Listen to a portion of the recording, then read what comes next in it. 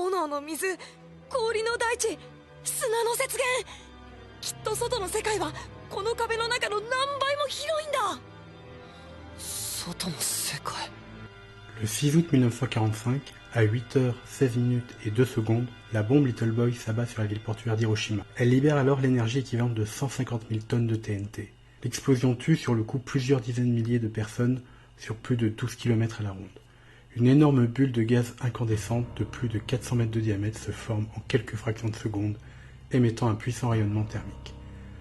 En dessous, près de l'hypocentre, la température des surfaces exposées à ce rayonnement s'élève un bref instant à près de 4000 degrés. Des incendies se déclenchent, même à plusieurs kilomètres. Les personnes exposées à cet éclair sont brûlées. Celles protégées à l'intérieur ou par l'ombre des bâtiments sont ensevelies ou blessées par les projections des débris quand quelques secondes plus tard, l'onde de choc arrive sur elles. Des vents de 300 à 800 km à l'heure dévastent les rues et les habitations. Le long calvaire des survivants ne fait que commencer alors que le champignon atomique, aspirant la poussière et les débris, entame son ascension de plusieurs kilomètres. Si le bilan humain est rendu difficilement possible, on estime à 237 000 le nombre de victimes. Près de 88% moururent les 2 premières semaines qui suivirent l'explosion. Le 9 août, 3 jours plus tard, à 10h58, la bombe Fat Boy s'abat sur la ville de Nagasaki, faisant entre 60 et 80 000 morts. Les survivants sont marqués par les radiations et les brûlures. Les bombardements nucléaires américains laissèrent dans la conscience japonaise une plaie traumatique indélébile. Les fantômes d'Hiroshima et de Nagasaki continuent de hanter la production culturelle japonaise. Ishiro Honda, en 1954, offre une figure allégorique de ce traumatisme, Godzilla. Le genre même du kaiju Eiga naît et se construit autour de cette peur traumatique de la catastrophe nucléaire, tristement réactivée le 11 mars 2011 avec l'accident de la centrale de Fukushima. Encore une fois, c'est Godzilla sous la caméra d'Hideaki Anno qui servira à représenter le traumatisme. On ne saurait citer le nombre d'œuvres qui reprennent et traitent le traumatisme nucléaire. Mais est-ce un hasard si le chapitre 130 de l'attaque des Titans, dont la parution est décalée, sortait au mois d'août, anniversaire des 55 ans d'Hiroshima et Nagasaki. Ce chapitre où une créature gigantesque sortie des eaux à la manière de Godzilla annonce l'holocauste sur l'humanité, détruisant la ville portuaire de Mare. Ce spectre qui plane sur l'œuvre d'Isayama nous est confirmé par ce chapitre 131 qui laissera au lecteur une marque indélébile. Ce spectre surgit lorsque nous découvrons les silhouettes écrasées des pauvres Halil et Ramzi, piétinés par un titan colossal. Ces 2 marques de sang inscrites dans la terre sont l'évocation littérale des ombres d'Hiroshima. Les observateurs découvrirent dans les ruines de la ville ces funèbres silhouettes créées par le rayonnement de l'explosion, laissant une trace des victimes sur le béton comme un sinistre négatif de photographie. En convoquant dans ce chapitre l'un des événements les plus traumatiques de sa nation, Isayama franchit une nouvelle étape dans son rapport au lecteur. En nous mettant sous les yeux les conséquences du grand terrassement pour les civils, en nous faisant assister à la mort implacable de ces 2 enfants, il nous interroge et nous demande « Suis-je toujours d'accord avec Eren ? Et surtout, à quel prix puis-je obtenir la liberté ?»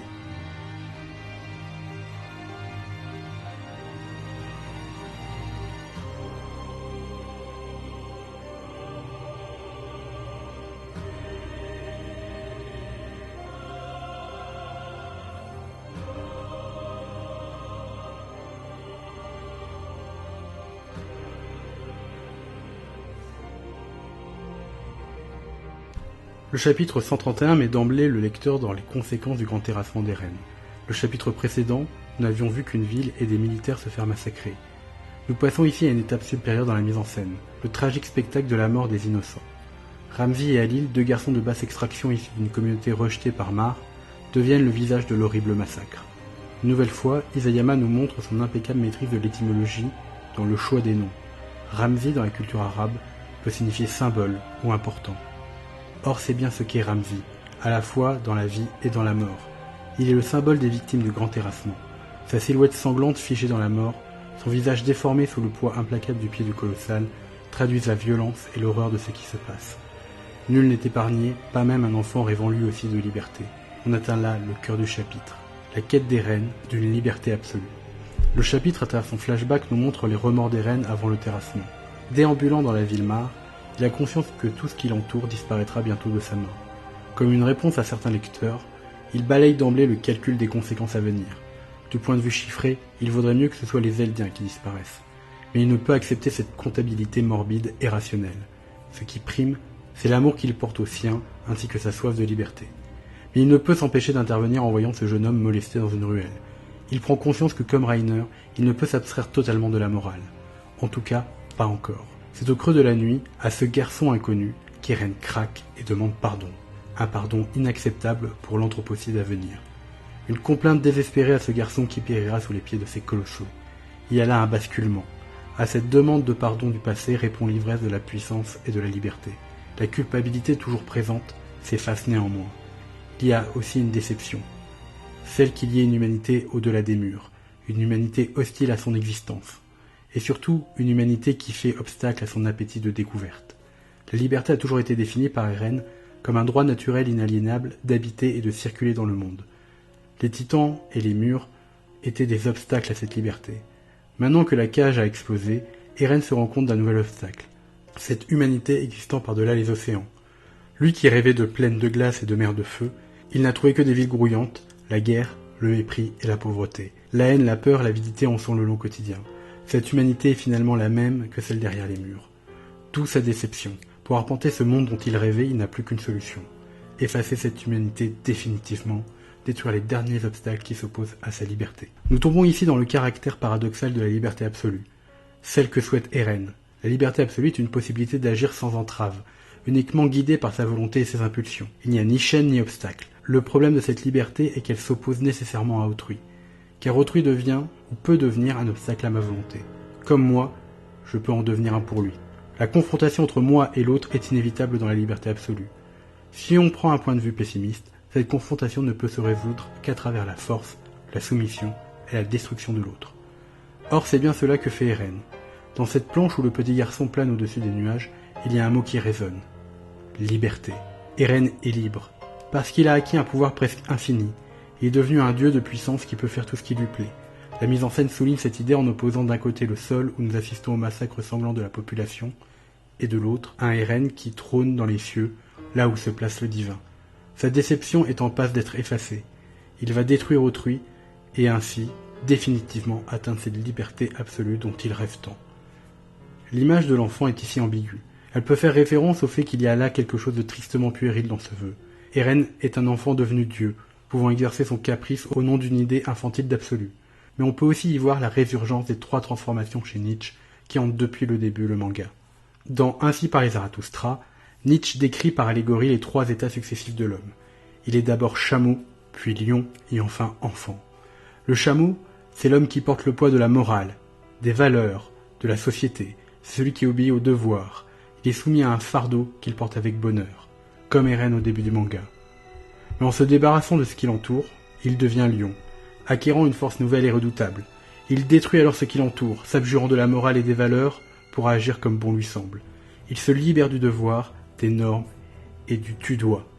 Il devient son propre maître. Le lion, c'est l'homme qui conquiert la liberté. Il construit autour de lui un désert sur lequel il règne sans partage. Or ce désert, Eren est en train de le créer par la puissance du titan originel, au sens littéral du terme. Mais le lion est destructeur, et non créateur. L'homme doit donc ensuite se transformer une dernière fois pour pallier le vide qu'il a lui-même créé. Il devient alors enfant. Le lion ravisseur qui a conquis sa liberté ne peut créer. Or, par son innocence et sa capacité d'oubli, l'enfant devient un véritable démiurge, remplissant le nouveau désert de ses créations et de ses idées. Celui qui a perdu le monde crée alors le sien propre à travers sa volonté. Cette application de l'idée de Nietzsche s'incarne parfaitement à travers le personnage d'Eren. De titan vengeur et destructeur, il devient enfant. Il serait facile alors de se dire que tout cela mène à une vision plutôt positive qui tendrait à rendre acceptable, voire nécessaire le grand terrassement. Et pourtant, cela serait nier l'existence des 20 premières pages de ce chapitre. Si l'esprit de Nietzsche semble hanter l'œuvre, il y a un autre philosophe qui semble hanter lui aussi le dessin d'Isayama, Emmanuel Lévinas. Philosophe juif lituanien rescapé de l'Holocauste et naturalisé français, il est surtout connu pour sa thèse éthique du visage. Autrui, jusqu'à ce que son visage m'apparaisse, n'est qu'un il y a, une chose dont je ne peux disposer, un objet, une chose. Par la présentation de son visage, autrui m'apparaît alors comme une subjectivité pleine et entière qui manifeste un impératif éthique. Le rapport au visage est d'emblée éthique, nous dit Lévinas. Le visage, expression de la subjectivité d'autrui, se présente comme une interdiction au meurtre. Une interdiction que l'on peut outrepasser, bien sûr, mais qui s'inscrit comme un rapport éthique indépassable. Le visage est la manifestation de l'autre en tant que sujet, en tant qu'homme. En montrant le visage des victimes, Isayama humanise d'emblée ceux qui meurent piétinés par les colossaux. Ils ne sont plus des entités abstraites dont le sort relève d'un débat éthique. Le visage manifeste toute la fragilité et la nudité. Or c'est bien cela que l'on voit, ce visage déformé par la douleur et la peur. Il est ce qui nous, lecteurs, nous dérange et appelle à nous un rappel éthique indépassable. On peut justifier par des torsions intellectuelles le grand terrassement à travers des arguments rationnels. Or la rationalité est balayée 2 fois dans ce chapitre. Une fois quand Eren rejette le calcul, et la 2e fois par le visage de Ramsey qui semble supplier le lecteur. On est mis face à une transcendance morale indépassable et impérieuse. Elle ne peut être sacrifiée sur l'autel de la liberté absolue d'un individu. Il est intéressant de voir que j'avais déjà utilisé Lévinas il y a quelque temps pour parler du rapport entre Eren et Annie, notamment dans l'animé, quand Eren s'acharne sur le visage d'Annie. Détruire le visage, c'est détruire l'autre en tant qu'individu. Et il n'est pas étonnant que Lévinas hante l'œuvre d'Isayama en sachant que, finalement, peut-être est-ce un hasard, il est un rescapé d'un holocauste lui aussi. Je ne développerai pas plus sur la 2e moitié du chapitre, car elle est assez explicite dans ce qu'elle présente. Non seulement elle permet de confirmer le sentiment d'Annie et d'Armin, mais surtout elle tend à rappeler que, dans un camp comme dans l'autre, il n'y a plus d'innocents. Cependant, le terme de monstre est-il véritablement approprié ? En se qualifiant de monstre, Armin s'exclut d'emblée de l'humanité. Or, ce dont il parle ne semble-t-il pas être le triste lot de la tragique existence de l'humanité de ce monde ? J'aimerais simplement préciser un point qui me tient à cœur. Certains estiment que le temps consacré à cette alliance improbable ne peut que déboucher sur leur victoire, presque contre une certaine logique, car sinon tout leur développement aurait été inutile. Je trouve que cet argument témoigne non seulement d'une méconnaissance de la tradition littéraire, voire une méconnaissance de la culture en général, en plus d'être dans le fond assez stupide. L'un des premiers genres littéraires et théâtral est la tragédie, genre noble par excellence et qui remonte à la tradition grecque. Le principe de la tragédie est de confronter le personnage à des forces ou un destin inéluctable.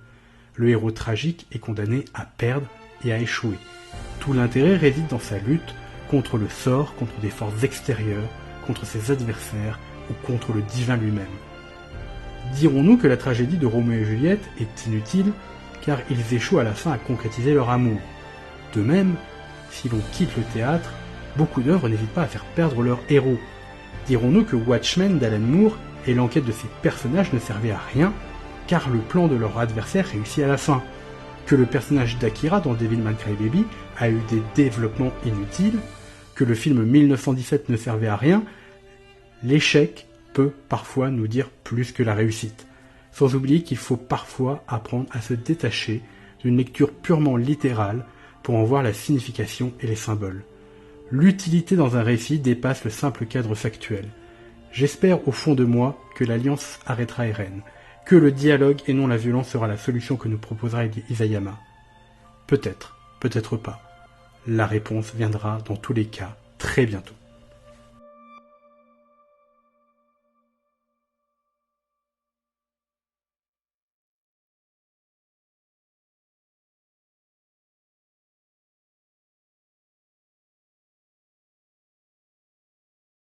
Merci à vous pour avoir écouté cette review du chapitre 131. Bon, je suis un peu en retard pour cause de vacances et du coup c'était un peu compliqué de vous faire une review. Donc il y a plein de choses qui vont arriver sous peu sur la chaîne. On va avoir notre grosse vidéo qui a été écrite à 4 mains avec Hipstery Teacher et qui est montée par notre nouveau collaborateur Dr Patakès. Donc là ça va être encore du SNK et c'est une grosse vidéo de SNK que l'on va vous proposer. Donc ceux qui suivent sur Twitter, ils voient où je veux en venir. On va proposer une interprétation pour l'instant assez inédite, donc j'espère que cela va vous plaire et va vous convaincre. Normalement, j'avais prévu une vidéo pour la sortie sur PC de Horizon Zero Dawn, une petite analyse du personnage principal d'Aloy, parce que c'est un jeu que j'aime énormément. Du coup, il y a ça dans les cartons. Normalement, je vous prépare 2 vlogs. Un vlog sur les livres par lesquels commencer la philosophie dans les livres classiques, plutôt orientés vers les antiques pour commencer, et sûrement un petit vlog aussi sur comment faire de l'analyse d'œuvre, afin que vous puissiez faire la même chose que moi chez vous, si vous en avez envie.